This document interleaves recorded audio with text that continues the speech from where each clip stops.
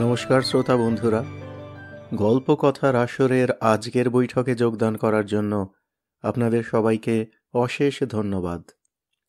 আমি রুদ্র দত্ত। শুনতে থাকুন সত্যজিৎ রায়ের উপন্যাস ফটিক চাঁদ, আজকে দ্বিতীয় পর্ব।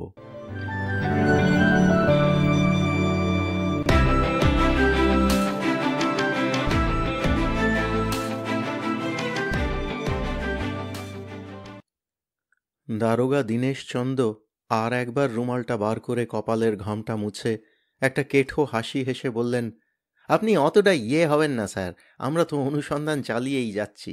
আমরা মুন্ডু, হেঁকে উঠলেন মিস্টার সান্যাল। আমার ছেলে কি অবস্থায় আছে সেটাই বলতে পারছেন না আপনারা? মানে ব্যাপারটা, আপনি থামুন, আমাকে বলতে দিন। আমি আপনাদের কথাই বলছি। 4 জন লোক, আ গ্যাং অফ 4, বাবলুকে কিডন্যাপ করেছিল। তারা একটা নীল রঙের চোরাই অ্যাম্বাসেডারে করে ওকে নিয়ে ঘাটশিলা ছাড়িয়ে সিংভূমের দিকে যাচ্ছিল। Yes sir, yes sir, yes sir করার দরকার নেই, আমাকে শেষ করতে দিন। পথে একটা লরি ওদের গাড়িতে ধাক্কা মেরে পালায় মাঝরাত্রিরে। লরিটাকে পরে আপনারা ধরেছেন। ইয়েস, দারোগা সাহেব স্যারের আগে ব্রেক কষে নিজেকে কোনো মতে সামলে নিলেন। অ্যাক্সিডেন্টে 2 জন লোক মারা যায়, সেই 4 জনের মধ্যে 2 জন, বঙ্কু ঘোষ আর নারায়ণ কর্মকার। কিন্তু দলের পান্ডা বেঁচে আছে। আগে হ্যাঁ। কি নাম তার? তার আসল নামটা ঠিক জানা নেই। চমৎকার, কি নামে জানেন তাকে? স্যামসন। আর অন্যটি? রঘুনাথ। এও ছদ্মনাম? হতে পারে। যাজ্ঞে, স্যামসন আর রঘুনাথ বলছেন বেঁচে আছে। অ্যাক্সিডেন্টের পরে তারা পালায়, আর আপনারা বলছেন বাবলু গাড়ি থেকে ছিটকে বাইরে পড়ে। আগে 10-12 বছরের ছেলের সাইজের একটা জুতোর সোলের খানিকটা পাওয়া গেছে গাড়ি থেকে 7 হাত দূরে। রাস্তার পাশটা খানিকটা ঢালু হয়ে জঙ্গলের দিকে নেমে গেছে, সেই স্লোপের নিচের দিকে। তাছাড়া রক্তের দাগও পাওয়া গেছে তার আশেপাশে, আর একটি নতুন ক্যাডবেরি চকোলেটের প্যাকেট। কিন্তু তাকে পাওয়া যায়নি। না স্যার। জঙ্গলের ভিতরে সার্চ করা হয়েছে, নাকি বাঘের ভয় সেটা বাদ গেছে? দারোগাবাবু হালকাভাবে হাসতে গিয়ে না পেরে কেশে বললেন, জঙ্গলে বাঘ নেই স্যার। জঙ্গলে তো সার্চ করেইছি, এমনকি কাছাকাছির গ্রাম কটাও বাদ দিইনি। তাহলে আপনারা কি রিপোর্ট করতে এসেছেন আমার কাছে? সমস্ত ব্যাপারটা তো জলের মতো পরিষ্কার। স্যামসন আর রঘুনাথ বাবলুকে নিয়েই পালিয়েছে। দারোগা হাত তুলে মিস্টার সান্যালের কথা বন্ধ করতে গিয়ে বাড়াবাড়ি হয়ে যাচ্ছে মনে করে হাতটা নামিয়ে বললেন, একটা আশার আলো দেখা গেছে, সেইটাই আপনাকে। ওসব আলো টালো থিয়েটারই বাদ দিয়ে সোজাসুজি বলুন। দারোগাবাবু আর একবার কপালের ঘাম মুছে নিয়ে বললেন, অমরনাথ ব্যানার্জি বলে এক ভদ্রলোক জুট কর্পোরেশনে কাজ করেন। ঘাটশিলা থেকে কলকাতা ফিরছিলেন মোটরে করে ওই অ্যাক্সিডেন্টের পরের দিন। উনি ঘাটশিলায় বাড়ি করেছেন, বউ আর ছেলেকে। ফ্যাকড়া বাদ দেন। হ্যাঁ স্যার, সরি স্যার। খড়গপুর থেকে 30 মাইল আগে একটা লরিতে একটি ছেলেকে দেখেন, তার হাতে পায়ে ইনজুরি ছিল। লরির ড্রাইভার বলে ছেলেটিকে নাকি রাস্তায় অজ্ঞান অবস্থায় কুড়িয়ে পায় অ্যাক্সিডেন্টের জায়গা থেকে মাইলখানেক উত্তরে মেন রোডে। ভদ্রলোক ছেলেটিকে নিয়ে খড়গপুরে একটা ডাক্তারখানায় যান। সেখানে ফার্স্ট এড দেবার পর ছেলেটি বাথরুমে যাবার নাম করে পালায়। ভদ্রলোক পুলিশে রিপোর্ট করেন। দারোগাবাবু থামলেন। মিস্টার সান্যাল এতক্ষণ তাঁর কাঁচের ছাউনি দেওয়া প্রকাণ্ড টেবিলটার উপর দৃষ্টি রেখে ভুরু কুঁচকে কথাগুলো শুনছিলেন। এবার দারোগাবাবুর দিকে চোখ তুলে বললেন, এত কথা বললেন, আর ছেলেটি তার নামটা বলেছে কিনা বললেন না? ওইখানে একটা মুশকিল হয়েছে স্যার। ছেলেটির বোধহয় লস অফ মেমরি হয়েছে। Loss of memory? অবিশ্বাসে মিস্টার সান্যালের নাক, চোখ, ভুরু সব একসঙ্গে কুঁচকে গেল। সে নিজের নাম, আপনার নাম, কোথায় থাকে কিচ্ছু নাকি বলতে পারেনি। ননসেন্স! অথচ চেহারার বর্ণনায় দস্তুর মতো মিল আছে। কিরকম? রং ফর্সা, দোহারা চেহারা, চুল কোঁকড়া, এই তো? আগে নীল প্যান্ট আর সাদা শার্টের কথাও বলেছে। আর কোমরে জন্মদাগ বলেছে? থুতনির নিচে তিলের কথা বলেছে? না স্যার। মিস্টার সান্যাল চেয়ার ছেড়ে উঠে পড়লেন। তারপর হাত ঘড়িটার দিকে দেখে বললেন, আজকে আমাকে কোর্টে যেতেই হবে। এই 3 দিন পারিনি দুশ্চিন্তায়। আমার 3 ছেলেকে টেলিগ্রাম করে দিয়েছি। একটি আবার খড়গপুরে আছে, আইআইটিতে। ফোন করেছিল আজই আসবে। অন্য 2টি বম্বে আর ব্যাঙ্গালোরে। আসবে নিশ্চয়ই, হয়তো 2-1 দিন দেরি হবে। চিন্তা সবচেয়ে বেশি মাকে নিয়ে। বাবলুর মা নয়, আমার মা।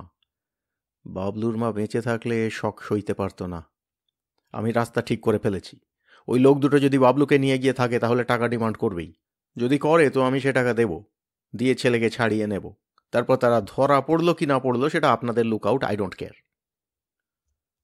কথাটা বলে কলকাতার জাঁদ রেল ব্যারিস্টার শরদিন্দু সান্যাল তাঁর 3 দিক বইয়ে ঠাসা আপিস ঘরের শ্বেত পাথরের মেঝেতে জুতোর আওয়াজ তুলে দারোগা দীনেশচন্দ্রের কপালে নতুন করে ঘাম ছুটিয়ে ঘর থেকে বেরিয়ে গেলেন।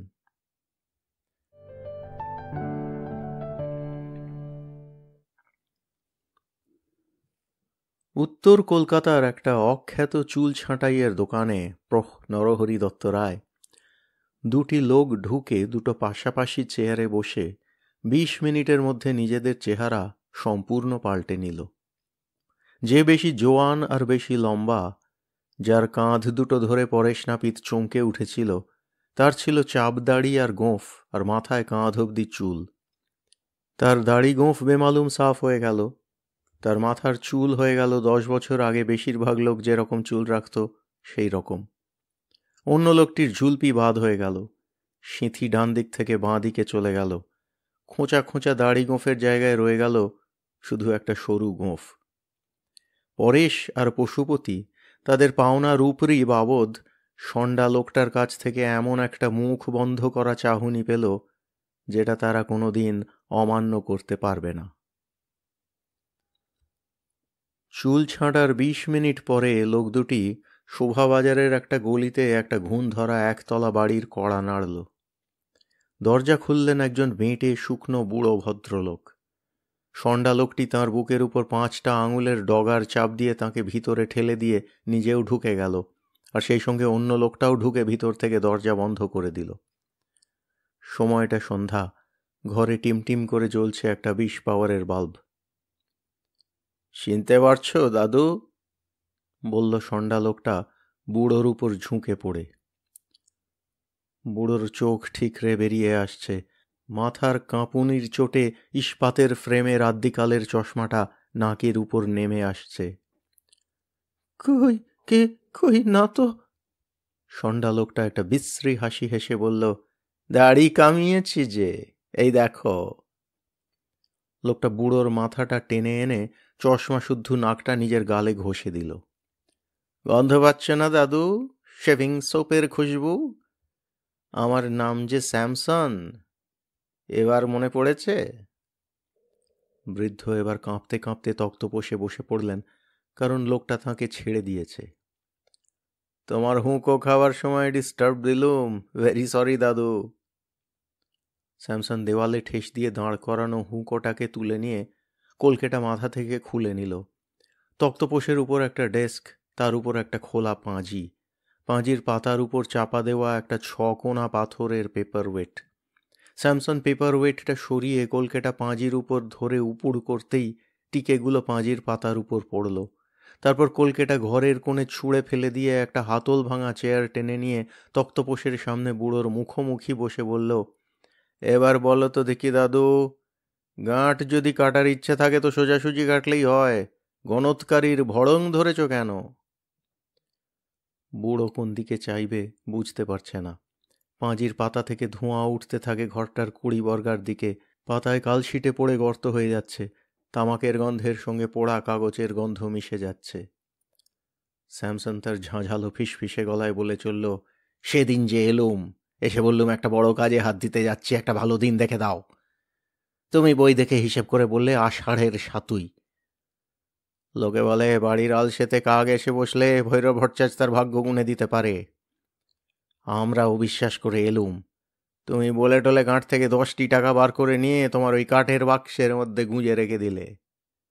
তারপর কি হয়েছে জানো? গণৎকার মশাই পাঁজি থেকে চোখ সরাতে পারছেন না বলেই বোধহয় রঘুনাথ লোকটি তাঁর থুতনি ধরে মুখটা ঘুরিয়ে স্যামসনের দিকে করে দিল।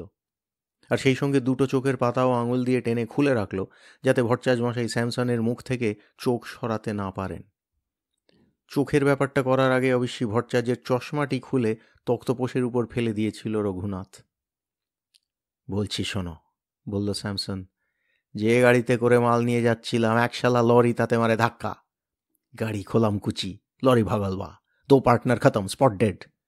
আমার লোহার শরীর তাই জানে বেঁচে গেছি, তাও মালাই চাকি ডিসলোকেট হতে হতে হয়নি। আর এই যে আমার পার্টনার, এর 3 জায়গায় জখম, ডান পাশে ফিরে ঘুমোতে পারছে না। ওদিকে যার জন্য এত মেহনত সে মালটিও খতম। এসব তুমি গুনে পাওনি কেন? আমরা তো বাবা ভগবান। চাপ!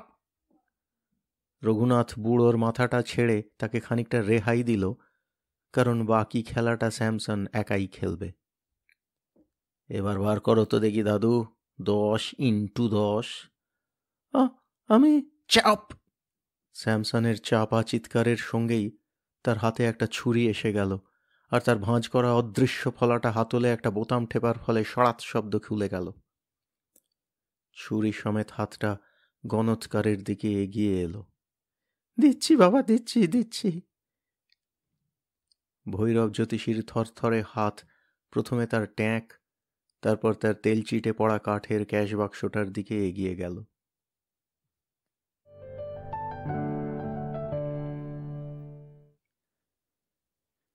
এই 5 দিনে ফটিক তার কাজ বেশ কিছুটা শিখে নিয়েছে। উপেনবাবু লোক ভালো হওয়াতে অবশ্যই খুব সুবিধে হয়েছে। তিনি ফটিককে 12 টাকা মাইনে থাকার জায়গা আর খেতে দেবেন। 1 মাসের মাইনে আগাম দিয়েছেন। উপেনবাবু যে লোক ভালো সেটা ফটিক সত্যি করে বুঝেছে গতকাল। কাছেই একটা পানের দোকান থেকে উপেনবাবুর জন্য পান আনতে গিয়ে বিশু নামে আর একটা পানের দোকানের ছেলের সঙ্গে ফটিকের আলাপ হয়। বিশুও সবে মাসখানেক হলো কাজে ঢুকেছে। ঢোকার 2 দিনের মধ্যে সে একটা চায়ের কাপ ভাঙে, আর সঙ্গে সঙ্গে তার মাথার একগোছা চুল মালিক বেনিবাবুর হাতে উঠে আসে, আর তারপরেই এক রাবুনে গাঁটটার চোটে মাথায় আলু বেরিয়ে যায়। উপেনবাবু মারেন না, তিনি ধমক দেন, আর ধমকটা অনেকক্ষণ ধরে চলতে থাকে, আর ক্রমে সেটা বদলে গিয়ে একঘেয়ে উপদেশ হয়ে যায়। এই উপদেশটা খেপে খেপে দিনের শেষ অবধি চলতে থাকে।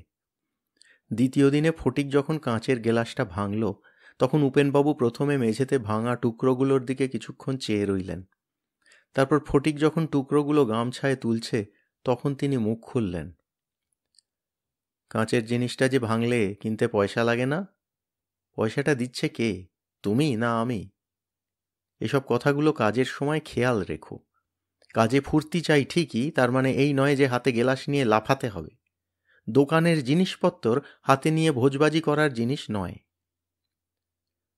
উপদেশের কথাগুলো যে উপেনবাবু ঠিক শোনাবার জন্য বলেন তা নয়। দোকানের গোলমালের মধ্যেই ফটিক লক্ষ্য করেছিল ওর ভুরু কোঁচকানো আর ঠোঁট দুটো নড়ছে। খদ্দেরের অর্ডার নিয়ে ওদিকে যেতে ওর 2-1 কথা ফটিকের কানে এসে গেছিল। উপদেশ দেবার সময় উপেনবাবু কাজ থামান না, এটা ফটিক লক্ষ্য করেছে। দোকানে নতুন মুখ যে রোজ দেখা যায় তা নয়। বেশিরভাগই যারা আসে তারা রোজই আসে, আর তাদের খাবার সময়টা বাঁধা। শুধু সময় না, অর্ডারটাও বাঁধা। কেউ শুধু চা, কেউ চা টোস্ট, কেউ চা ডিম টোস্ট, এই রকম আর কি। ডিম মানে হয় ডিম পোচ, না হয় ডিমের মামলেট। কে কি অর্ডার দেয় সেটা ফটিক এর মধ্যেই বুঝে ফেলতে শুরু করেছে।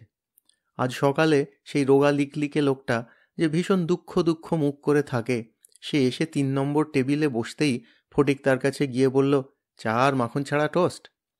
লোকটা সেই রকমই দুঃখ দুঃখ মুখ করে বলল, চিনে ফেলেছিস এর মধ্যেই। লোক চিনে রাখার মধ্যে ফটিক একটা বেশ মজা পেয়ে গেছে। তবে একটু সাবধানে চলতে হবে, কারণ আজই দুপুরে ও একটা ভুল করে বসেছিল।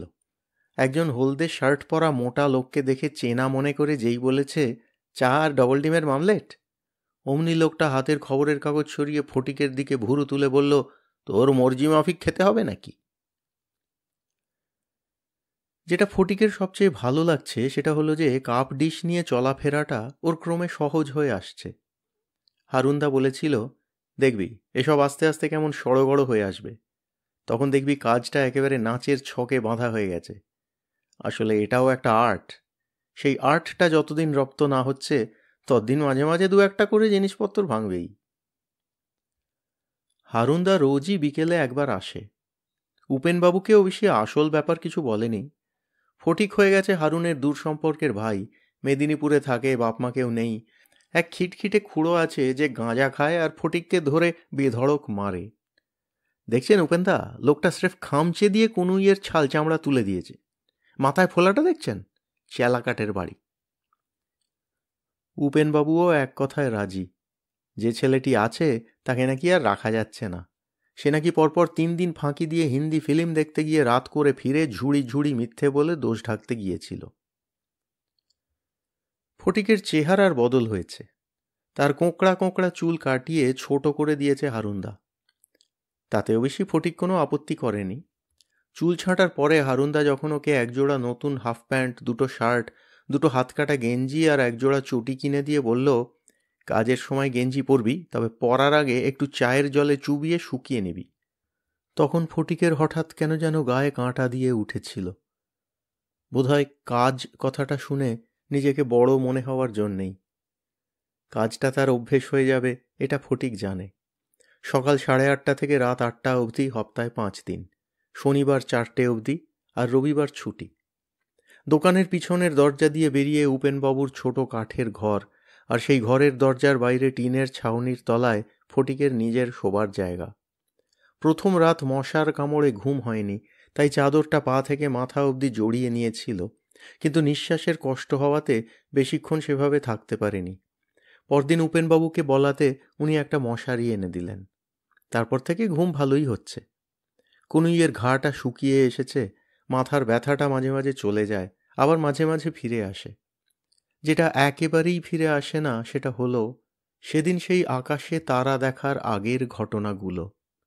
ও বুঝেছে ও নিয়ে ভেবে কোনো লাভ নেই। হারুনদাও বলেছে যে যে জিনিসটা নেই, যেটা শূন্যি, সেটা নিয়ে ভাবা যায় না। মনে পড়লে আপনিই পড়বে রে ফটিক। আসল মজা হয়েছিল গতকাল। গতকাল ছিল রবিবার। হারুনদা বলে দিয়েছিল, তাই ফটিক দোকানেই ছিল। হারুনদা এলো 2টোর সময়, সঙ্গে কাঁধে ঝোলানো একটা থলি।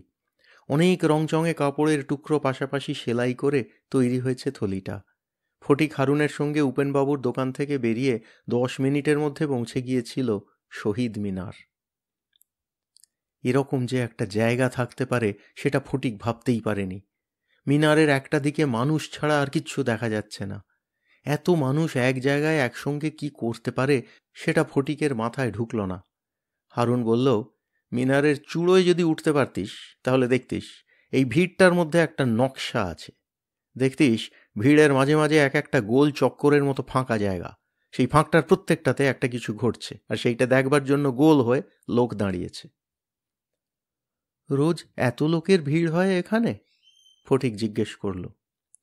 অনলি সানডে, বলল হারুন। তোকে দেখাচ্ছি, দেখলেই ব্যাপারটা বুঝতে পারবি। ফটিক দেখল বটে, কিন্তু বুঝল বললে একটু বেশি বলা হবে। এত বিরাট ব্যাপার সহজে বোঝা যায় না। এত রকম কাজ, এত রকম খেলা, এত রকম ভাষা, এত রকম রং আর এত রকম শব্দ এক জায়গায় এসে জড়ো হয়েছে যে ফটিকের চোখ, কান, মাথা সব একসঙ্গে ধাঁধিয়ে গেল। শুধু যে খেলা হচ্ছে তা তো নয়, একটা দিকে কেবল জিনিস ফেরি হচ্ছে। দাঁতের মাজন, দাদের মলম, বাতের ওষুধ, চোখের ওষুধ, নাম না জানা শুকিয়ে যাওয়া শেকড় বাকড়, আরও কত কি।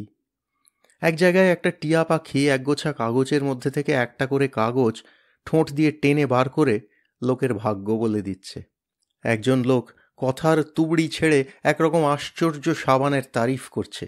লোকটার মাথায় পাগড়ি, গায়ে খাকি প্যান্ট আর 2 হাতে গোলাপি সাবানের ফেনা।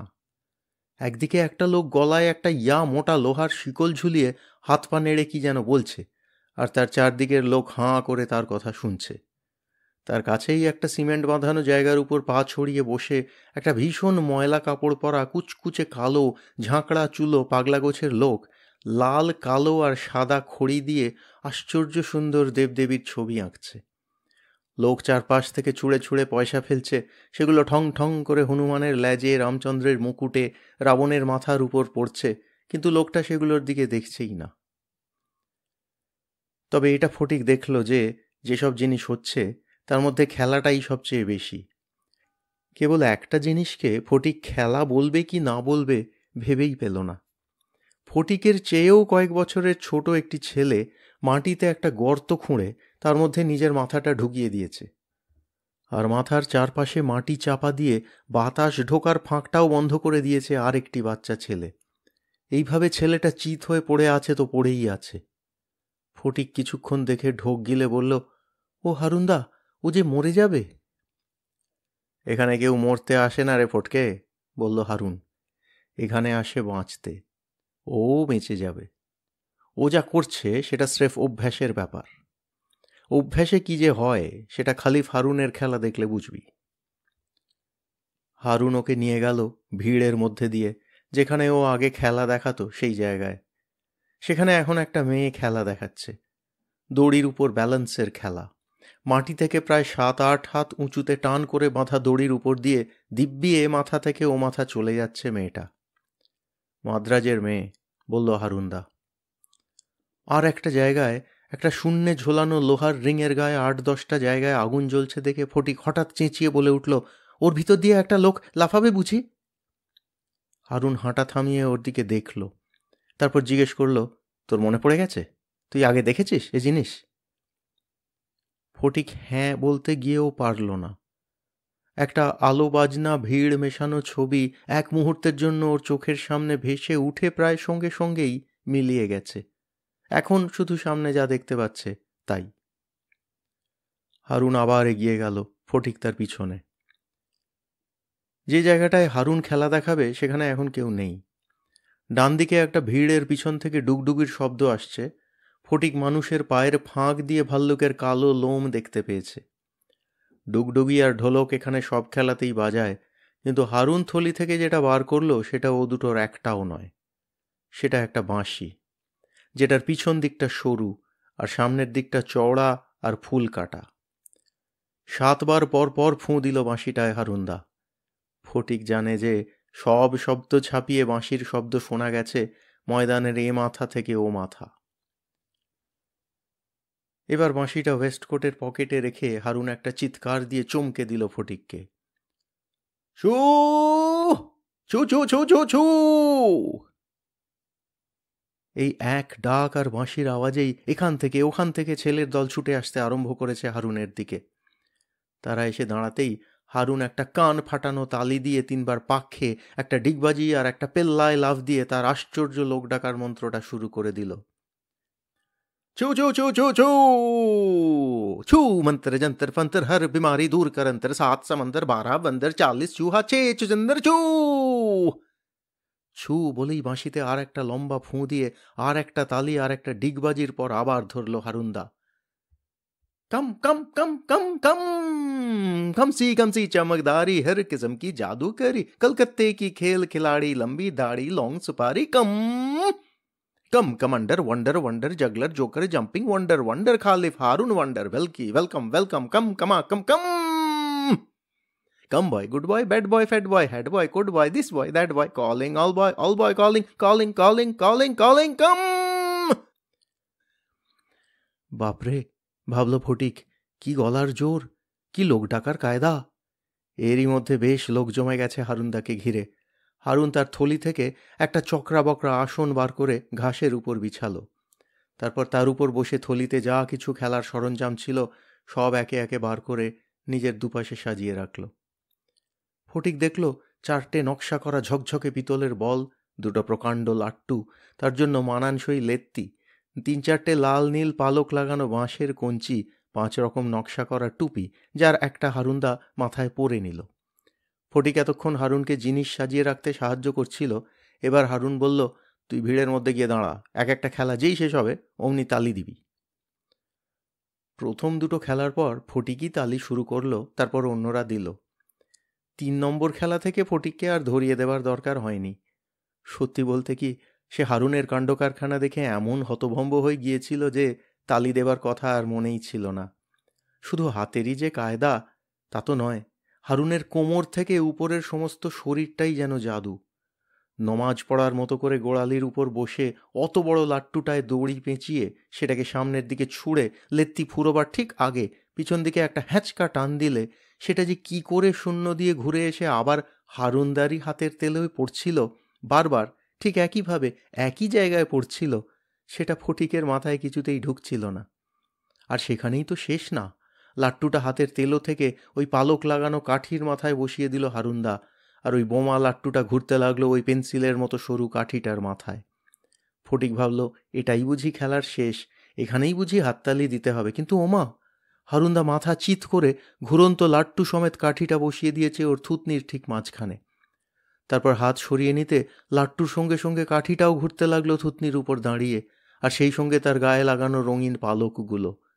তার ওপরে ফটিক অবাক হয়ে দেখল যে কাঠিটা আবার মাঝে মাঝে থেমে যাচ্ছে, মাঝে মাঝে ঘুরছে, কিন্তু লাট্টুটা ঘুরে চলেছে একটানা। পিতলের বলের খেলায় আরও বেশি হাততালি পেল হারুন। 2 থেকে 3, 3 থেকে 4 বলে চলে গেল জাগলিং দেখাতে দেখাতে। বিকেলের রোদে এমনিতেই বলগুলো ঝলমল করে উঠছে, সেগুলো থেকে আবার আলো ঠিকরে বেরিয়ে হারুনের মুখে পড়াতে মনে হচ্ছে যেন তার মুখ থেকেই বারবার আলো বেরুচ্ছে। সূর্য ডুবে যাওয়া অবধি খেলা চলল। শেষের দিকে পাশের খেলা থেকে অনেক লোক চলে এসেছিল হারুনের খেলা দেখতে। ফটিক অবাক হয়ে দেখছিল বাচ্চারা পর্যন্ত কিরকম পয়সা ছুঁড়ে ছুঁড়ে ফেলছে হারুনের চারপাশে। হারুন কিন্তু খেলার সময় সেগুলোর দিকে দেখছেই না। খেলার শেষে ফটিককে ডেকে বলল, ওগুলো তোলতো। হারুন যতক্ষণে তার ভোজবাজির সরঞ্জাম থলিতে তুলেছে, তার আগেই ফটিকের পয়সা তোলা হয়ে গেছে।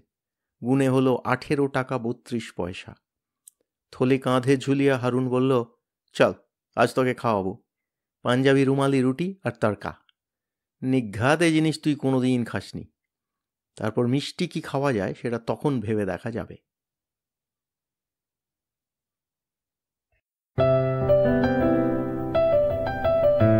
আপনাদের মতামত আমাদের জানাতে ভুলবেন না কিন্তু শ্রোতা বন্ধুরা। আমাদের ওয়েবসাইট golpokothar.org, GOLPOKOTHARASOR.org।